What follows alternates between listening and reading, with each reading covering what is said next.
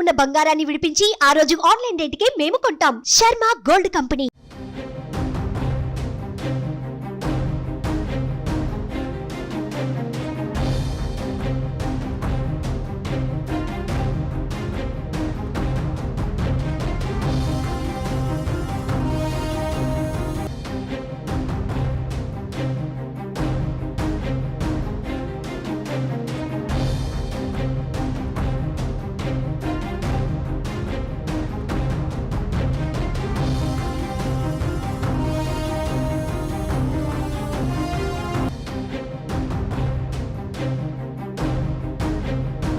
TDP జాతీయ ప్రధాన కార్యదర్శి నారా లోకేష్ అసాధ్యాన్ని సుసాధ్యం చేశారు. మంగళగిరిలో విజయ ఢంకా మోగించారు.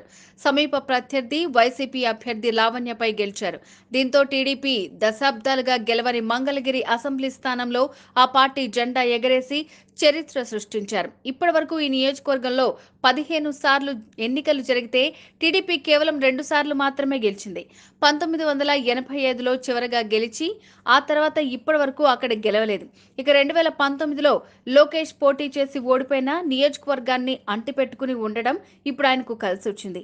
అలాగే నియోజకవర్గంలో వివిధ సేవా కార్యక్రమాలు చేపట్టడం ఆయనపై ప్రజల్లో సానుకూలతను పెంచాయి అనడంలో ఎలాంటి సందేహం లేదు.